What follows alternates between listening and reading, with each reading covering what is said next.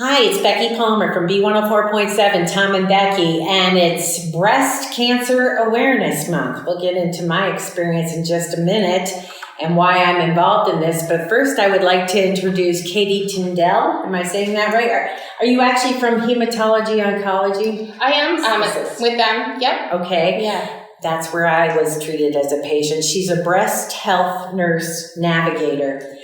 First, I want to share my experience. It's hard, but this is why I'm so involved in this. I was sitting in my chair. A lot of people have heard this story.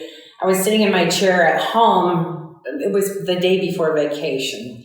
And I had packed the tent, packed the car, and I went and sat in my chair and went, what the heck is that? I felt a lump that I hadn't felt before.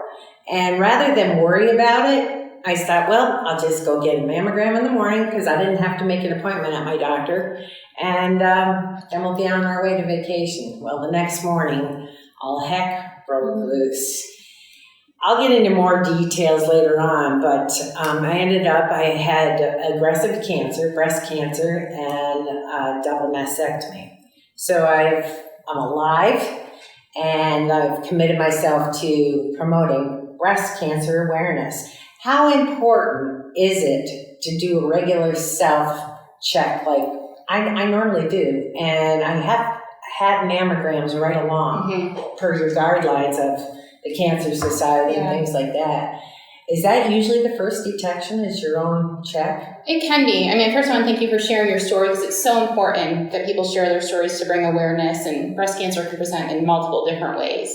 So, mammograms really are our first line of defense for screening, but that's annual, as you know, once a year.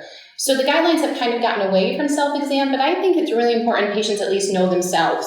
You don't have to have an exact technique of on the same day going around your breast in a circle like we used to talk about. But what's really important is that you do examine yourself, look in the mirror, know what is different, so you recognize a change early. Because aggressive breast cancers do pop up in between mammograms. Oh, they sure do. They come with a vengeance. Yeah. So you're saying once a year for how old should we start? I know those guidelines have changed. Yeah, and the different societies sort of disagree right now. Okay. The American Cancer Society says 40, the United States Task Force says 50, everywhere. But I think you have to have a conversation with your doctor. Know yourself, and your family history is really important. Is there a family history of cancer in your family? Then you're not just the average start at 50. You need to start earlier.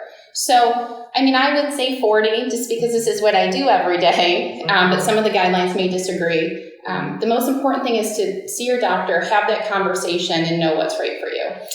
Yes, and that saved my life, so I feel really good about that. Now, you've teamed up. You're going to light the city pink, am I correct? That's correct, yep. So what's going on with that? So we have partnered up with Cancer Connects and some support from National Grid, and we have pink light bulbs to light everybody's porches pink for the month of October.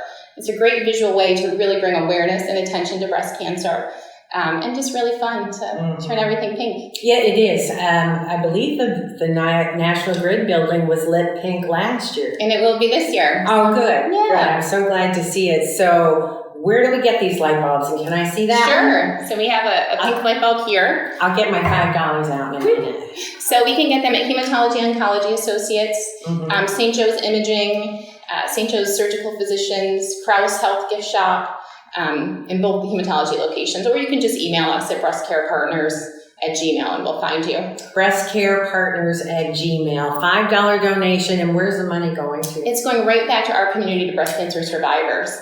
So as a navigator, what I do is I'm a there contact and coordinator for patients for their care, but really my goal is to decrease any barriers to care. So as you probably know, getting to chemotherapy, you're missing work, you might need gas money, childcare, so these costs really add up, and co-pays and high deductibles affect all of us now these days. So this money, we really can identify patients in our community that I work with every day and get it right back to them. Very good. My guest today has been Katie Tindal, the breast health nurse navigator, who I hope I see less and less of because I'm all healthy. We'll have more. This is a series throughout this month as we celebrate Breast Cancer Awareness Month, and I will make you aware. I'm Becky Palmer on B104.7. Thank you for joining me.